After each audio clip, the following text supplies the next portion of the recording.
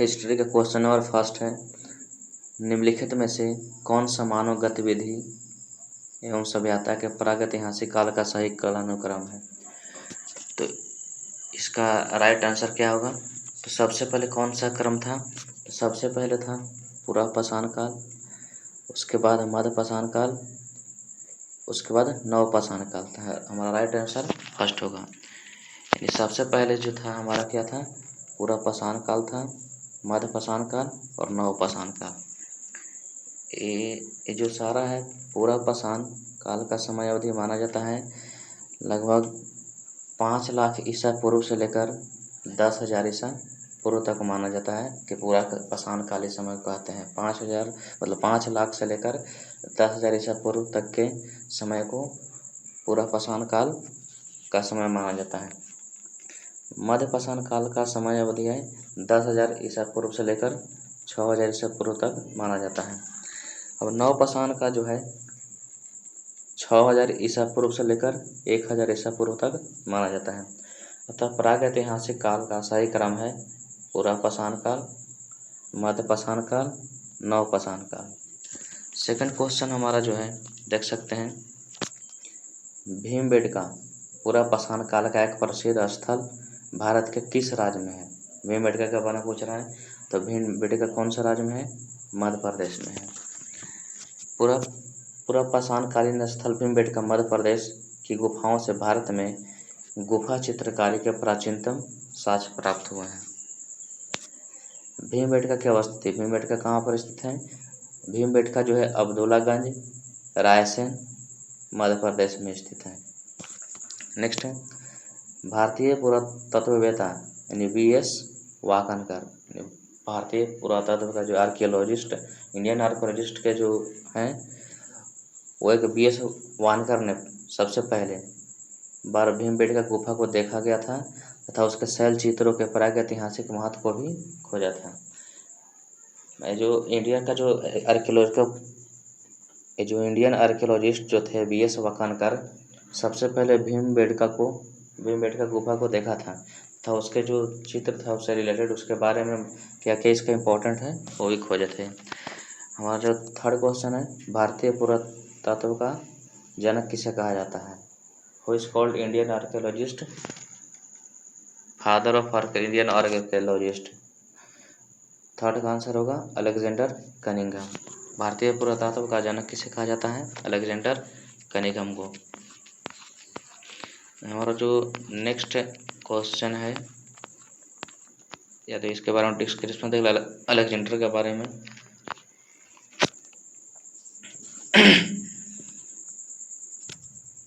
Alexander Cunningham को भारतीय पुरातत्व का जनक कहा जाता है। अलेक्जेंडर कनिंघम का जन्म जो है 1814 ईस्वी में लंदन में हुआ था। इनको ब्रिटिश अधिकारी के रूप में बंगाल इंजीनियर ग्रुप के साथ काम करने के लिए नियुक्त किया गया था। अलेक्जेंडर कनिंघम ने भारत में 1861 ईस्वी में भारतीय पुरातत्व सर्वेक्षण यानी इंडियन सर्वे मतलब आर्कियोलॉजिकल सर्वे ऑफ इंडिया की स्थापना किया था। कब, 1861 में, और ये इसके पहले महानिदेशक भी बने थे। नेक्स्ट क्वेश्चन, किस कालयुग में पत्थर के औजार सबसे पहले पाए गए थे। और ऑप्शन है नवपाषाण, पुरापाषाण, लघुपाषाण, मध्यपाषाण। तो जो पत्थर के औजार सबसे पहले पाए गए थे वह था पुरापाषाण काल। पुरापाषाण काल के बारे में थोड़ा सा टिप्स देते हैं। पुरापाषाण काल में पत्थर के औजार सबसे पहले पाए गए थे। पुरापाषाण काल में मानव गुफाओं में रहता था। पुरापाषाण काल में मानव की जीविका का मुख्य आधार शिकार हुआ करता था। इसका मतलब पुरापाषाण में लोग किस पर डिपेंडेंट थे, शिकार करने पर, मतलब जो भी खाने पीने का था वो शिकार पर ही जिंदा रहते थे वो। रॉबर्ट ब्रूस जो पहले व्यक्ति थे जिनके द्वारा भारत में 1863 में पुरापाषाण काल के औजारों की खोज की गई थी। रॉबर्ट ब्रूस ऐसे पहले व्यक्ति थे जिनके द्वारा भारत में 1863 में पुरापाषाण काल के जो कुछ भी औजार मिला है उसका खोज किया गया था। नेक्स्ट है कार्बन डेटिंग निम्न की आयु निर्धारण हेतु प्रयुक्त होती है। कार्बन डेटिंग से निर्धारण जो होता है मतलब किसका पता किया जाता है, कार्बन डेटिंग के द्वारा किसका उम्र निर्धारण होता है, किसका एज का पता लगाया जाता है कार्बन डेटिंग के द्वारा। तो राइट आंसर होगा जीवाश्म। जीवाश्म का एज पता लगाते हैं हम लोग। कार्बन डेटिंग है क्या एक्चुअली? कार्बन डेटिंग को रेडियो कार्बन या डेटिंग या कार्बन 14 डेटिंग भी कहते हैं। जीवाश्मों और पुरातात्विकों नमूनों की आयु निर्धारण के लिए कार्बन डेटिंग का उपयोग किया जाता है। यानी जो कुछ भी हमें पहले से मिला या खुदाई में मिला है या अंदर जमीन के अंदर से जो कुछ भी खुदाई के दौरान मिला है, तो जो कुछ भी उससे साक्ष्य मिलता है तो उसका एज पता करना, उसके बारे में जानना है कि या कितना दिन पहले इसका मैन्युफैक्चरिंग हुआ था, क्या है इसका है, तो उसके लिए कार्बन डेटिंग यूजफुल है। कार्बन डेटिंग का जो खोज किया था उसका नाम है विलियर्ड लीवी। कार्बन डेटिंग का खोज करने वाला का नाम क्या है? विलियर्ड लीवी था।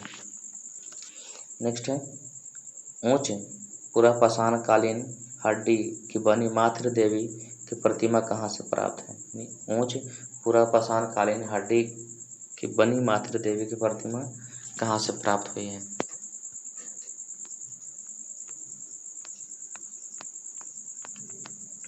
चलो देख सकते हैं, इसका ऑप्शन है इसमें बेलन घाटी यूपी में, गोदावरी घाटी महाराष्ट्र में। तो इसका राइट आंसर होगा बेलन घाटी यूपी में। बेलन घाटी यूपी में। हमारा क्वेश्चन क्या था? क्वेश्चन हमारा था कि ऊंच पुरापाषाण कालीन हड्डी की बनी मातृ देवी की प्रतिमा कहाँ से प्राप्त हुई थी? तो फर्स्ट ऑप्शन है नर्मदा घाटी मध्य प्रदेश, सोन घाटी मध्य प्रदेश, बेलन घाटी यूपी, गोदावरी घाटी महाराष्ट्र। हमारा राइट आंसर होगा बेलन घाटी यूपी। इसमें है ऊंच पुरापाषाण कालीन हड्डी की बनी मातृ देवी की प्रतिमा यूपी के बेलन घाटी से प्राप्त हुई है। बेलन घाटी की खुदाई GR शर्मा के डायरेक्शन में यानी उसके निर्देशन में कराया गया था। बेलन घाटी की खुदाई GR शर्मा के निर्देशन में किया गया था। संभवतः मेहरगढ़ में कपास की खेती होती थी। कितना वर्ष पहले मेहरगढ़ में कपास की खेती होती थी? 8000 वर्ष पहले, 7000 वर्ष पहले, 6000 वर्ष पहले, 5000 वर्ष पहले। इसका राइट आंसर होगा 7000 वर्ष पहले।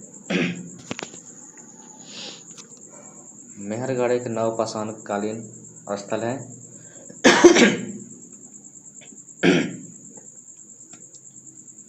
जहाँ फसल का उत्पादन का प्रमाण मिलता है। मेहरगढ़ एक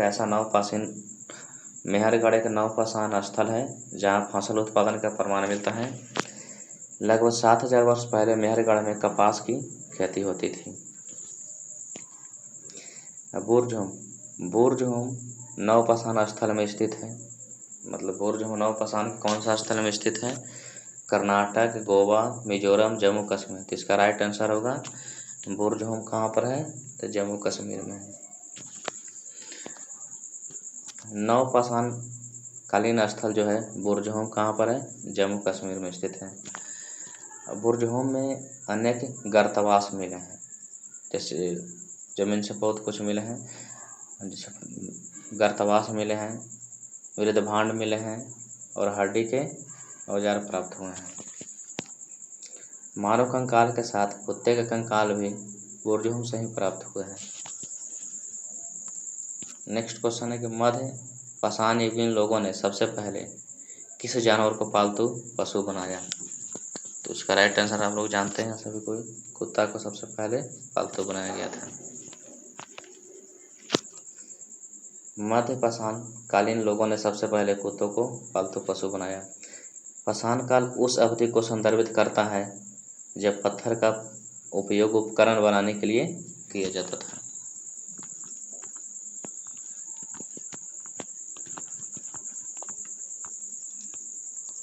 नेक्स्ट क्वेश्चन है होमो इरेक्टस का एक कपाल निम्न में से किस स्थल से प्राप्त हुआ है? होमो इरेक्टस का जो है माथा का जो खोपड़ी है वह कौन सा स्थल से प्राप्त हुआ है? फर्स्ट है नर्मदा घाटी में हथनौरा, नर्मदा घाटी में होशंगाबाद, सोन घाटी में बागोर, बेलन घाटी में बांसघाट, नर्मदा घाटी। अब इसका राइट आंसर होगा नर्मदा घाटी में हथनौरा में होमो इरेक्टस यानी ह्यूमन का कपाल का कपाल मतलब उस खोपड़ी प्राप्त हुआ है। उस स्थल का नाम है नर्मदा घाटी हथनौरा में। वह हथनौरा है कहाँ में स्थित? हथनौरा मध्य प्रदेश में स्थित है। नर्मदा नदी के किनारे स्थित हथनौरा में होमो इरेक्टस का एक कपाल मिला था। होमो इरेक्टस प्लेस्टोसीन काल से मनुष्यों की प्रजाति थी। हथनौरा में प्राचीन मानव अवशेष की खोज 1982 में किया।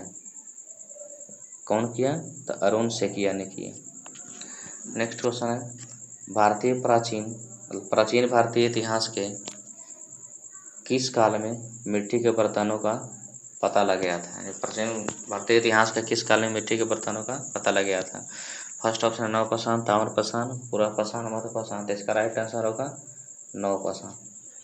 सर्वप्रथम कृषि का प्रारंभ जो है नवपाषाण काल में हुआ था। भारतीय उपमहाद्वीप में स्थित प्राचीनतम नवपाषाण कालीन बस्ती मेहरगढ़, बलोचिस्तान प्रांत यानी अभी क्या है? पाकिस्तान में है वो। नवपाषाण काल का प्रमुख औजार पत्थर की कुल्हाड़ी है। नवपाषाण काल का प्रमुख औजार क्या है? पत्थर की कुल्हाड़ी है। नेक्स्ट क्वेश्चन हम लोग देख सकते हैं कि भारत में मध्य पाषाण काल के संदर्भ में निम्नलिखित कथनों पर विचार करें। फर्स्ट है अलेक्जेंडर बर्न्स ने यूपी के सुहागी घाट में भारत के प्रथम शैल चित्रों की खोज किया। सेकंड है भीमबेटका शैल चित्रों की खोज उस समय हुई जब पुरातत्वविद वी.एस. वाकानकर ने भोपाल से इटारसी की यात्रा करते हुए रेलगाड़ी की खिड़की से शैल को देखे थे। उस स्थल का अन्वेषण करने के लिए निकटतम रेलवे स्टेशन पर उतर गए। थर्ड ऑप्शन है उड़ीसा की शैल कला के चित्र में रोधकिरण का एक ही शैलाश्रय में विद्यमान नहीं है। तो इसमें जो है इसमें थर्ड है, मतलब इसमें क्या क्या है? फर्स्ट है कि अलेक्जेंडर बर्न्स ने यूपी के स्वाई घाट में भारत के फल क्षेत्रों का खोज किया। नहीं, अभी नहीं होगा। सेकंड है कि जब वो जा रहे थे ट्रेन से तो उसमें से भोपाल से इटारसी जा रहे थे तो देखें, और उसी के समय वो खोज करने के लिए देखे तो खोज करने के लिए वो चाहे कि अब फिर वो खोज किए उसी के बारे में और क्या क्या क्या है। तो हमारा राइट आंसर होगा ये सेकंड राइट आंसर क्या होगा?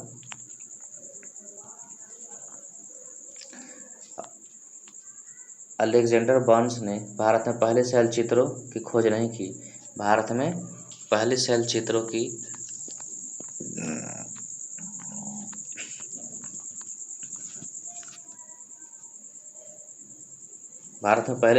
की खोज मध्य प्रदेश के भीमबेटका शैलाश्रयों में वी.एस. वाकानकर ने की थी। सोहगी घाट के पहले चट्टान चित्रों की खोज के लिए सही स्थान नहीं है। उसके बाद भीमबेटका शैल चित्रों की खोज तब हुई जब पुरातत्वविद वी.एस. वाकानकर ने भोपाल से इटारसी जाते समय ट्रेन की खिड़की से चट्टानों को देखा और स्थल का पता लगाने के लिए निकटतम रेलवे स्टेशन पर उतर गए। यह कथन सही है, सेकंड ऑप्शन राइट था। भीमबेटका शैलाश्रय जो है वो मध्य प्रदेश में स्थित है और यूनेस्को का विश्व धरोहर स्थल है। जो ही पाषाण काल से क्वेश्चन था हमारा फिनिश हो गया। अब हम लोग देख सकते हैं कि हमारा जो भी क्वेश्चन रहेगा सिंधु घाटी सभ्यता से रहेगा।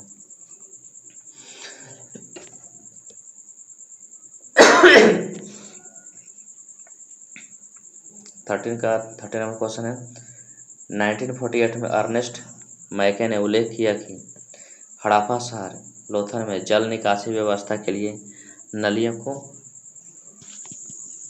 ईंटों से बनाया गया। तो क्या होगा इसमें? पक्की ईंटों का होगा, मिट्टी का ईंटों का होगा, लाल ईंटों का होगा, बलुआ पत्थर का होगा। तो राइट आंसर होगा पक्की। यानी इसका राइट 1948 में अर्नेस्ट मैके ने उल्लेख किया कि हड़प्पा शहर लोथल में जल का निकासी व्यवस्था के लिए नलियों को पक्की ईंटों से बनाया गया था। देखते हैं लोथल से संबंधित महत्वपूर्ण तथ्य क्या है। हड़प्पा सभ्यता का एक प्रमुख बंदरगाह है। खोजकर्ता इसके कौन है? Doctor S R. राव। ये कहाँ पर है? अहमदाबाद के गुजरात में है, भगवा नदी के तट पर है। अब लघु हड़प्पा के उपनाम से प्रसिद्ध है लोथल। अब लोथल से प्राप्त प्रमुख वस्तुएं, लोथल से क्या क्या वस्तुएं प्राप्त हुआ है? तो फर्स्ट हम लोग देख सकते हैं कि फारस का मोहर प्राप्त हुआ लोथल से, 3 युगल समाधि प्राप्त हुआ है, और बाजरा एवं धान यानी चावल के साक्ष्य मिले हैं। निम्नलिखित में से कौन सा सिंधु घाटी स्थल और पाकिस्तान में स्थित है? राइट आंसर होगा हड़प्पा। उसके बाद देखते हैं कि कुछ प्रमुख सिंधु घाटी स्थल हैं और कहाँ पर भी स्थित हैं। तो हड़प्पा जो है मोंटगोमरी में है। हड़प्पा कहाँ पर है? मोंटगोमरी, जो कि पाकिस्तान में पड़ता है। आलमगीरपुर जो है मेरठ में पड़ता है, यूपी भारत में है। कालीबंगा जो है हनुमानगढ़ यानी राजस्थान के राज्य के हनुमानगढ़ में पाया जाता है। लोथल कहाँ? लोथल अहमदाबाद गुजरात में है, भारत में है। सिंधु घाटी सभ्यता के विशाल स्नानागार के बारे में निम्नलिखित में से कौन सा कथन चाहते हैं? इसका उपयोग अनाज भंडारण के लिए किया जाता था। इसका उपयोग संभवतः धार्मिक प्रयोजन के लिए किया जाता था। थर्ड ऑप्शन है इसका है कि इसका उपयोग शहर की पानी की टंकी के रूप में किया जाता था। इसका उपयोग खेती के लिए किया जाता था। क्या होगा? इसका राइट आंसर होगा बी। इसका उपयोग संभवतः धार्मिक प्रयोजन के लिए किया जाता था। सिंधु घाटी सभ्यता के मोहनजोदड़ो स्थल से एक अद्भुत निर्माण यानी विशाल स्नानागार के साक्ष्य प्राप्त हुए हैं। इस स्नानागार के उत्तर एवं दक्षिण में तालाब में उतरने के लिए 9 सीढ़ियाँ बनाई गई थी। यह स्नानागार लगभग 39 फीट लंबा, 23 फीट चौड़ा और 8 फीट गहरा है। सिंधु घाटी सभ्यता की सबसे बड़ी इमारत विशाल अन्नागार है। और इसका हम लोग देख सकते हैं इसका 39 फीट, इसका याद कर सकते हैं, क्वेश्चन पूछता है इसे कितना फीट लंबा था, तो 39 फीट लंबा था, 23 फीट चौड़ा था और 8 फीट गहरा था। हड़प्पा सभ्यता का मोहनजोदड़ो स्थल से किस नदी के तट पर स्थित है? हड़प्पा सभ्यता का मोहनजोदड़ो स्थल जो है कौन से नदी तट के, मतलब कौन से नदी के किनारे स्थित है? तो हमारा राइट आंसर होगा हड़प्पा जो है सिंधु नदी के किनारे स्थित है। अब कुछ ऐसा घाटी स्थल है, उसके कौन सा किनारे के नदी है, मतलब कुछ ऐसा सिंधु घाटी का स्थल है जो किस नदी के किनारे बसा हुआ है, इसमें लेते हैं हम लोग। पहला क्या है? हड़प्पा है रावी नदी के किनारे, मोहनजोदड़ो सिंधु नदी के किनारे, आलमगीरपुर हिंडन नदी के किनारे, कालीबंगा घग्गर नदी के किनारे, लोथल भोगवा नदी के किनारे। रोपण है सतलज नदी के किनारे, सुतका गेंडोर है दास्क नदी के किनारे। सिंधु घाटी सभ्यता के नृत्य करती हुई लड़की की मूर्ति की ऊंचाई लगभग कितना है? सिंधु घाटी सभ्यता में जो नृत्य कर रही थी उस लड़की की मूर्ति की ऊंचाई है 11 सेंटीमीटर। सिंधु घाटी सभ्यता के मोहनजोदड़ो स्थल से कांसे से निर्मित नर्तकी की मूर्ति प्राप्त हुई थी, जिसकी ऊंचाई लगभग 11 सेंटीमीटर है। सिंधु घाटी सभ्यता का हड़प्पा स्थल किसके द्वारा खोजा गया? इसका राइट आंसर है राय बहादुर दयाराम साहनी। सिंधु घाटी सभ्यता हड़प्पा का स्थल किसके द्वारा खोजा गया?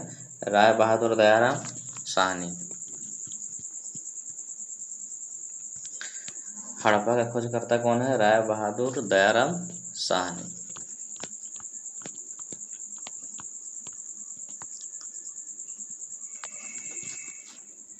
नेक्स्ट है हम लोग मोहनजोदड़ो का कौन है? राखलदास बनर्जी। आलमगीरपुर का कौन है? जगदत्त शर्मा।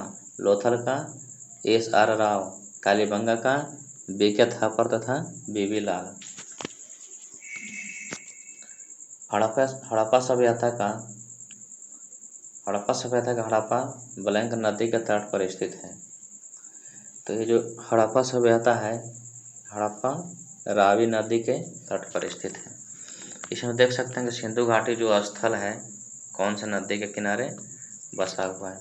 तो हड़प्पा रावी नदी के किनारे, मोहनजोदड़ो सिंधु नदी के किनारे, आलमगीरपुर हिंडन नदी के किनारे, कालीबंगा घग्गर नदी के किनारे, लोथल भगवा नदी के किनारे, रोपड़ सतलज नदी के किनारे, सुतका गेंडोर दास नदी के किनारे। पुरातात्विक स्थल सुरकोटदा किस राज्य में स्थित है? तो सुरकोटदा जो है गुजरात में स्थित है। सुरकोटदा गुजरात के कच्छ में स्थित हड़प्पा कालीन स्थल है। यहाँ से घोड़े की हड्डियों के भी साक्ष्य मिले हैं। गुजरात में स्थित धौलावीरा हड़प्पा स्थल की खोज 1967 से 68 में जेपी जोशी ने की थी।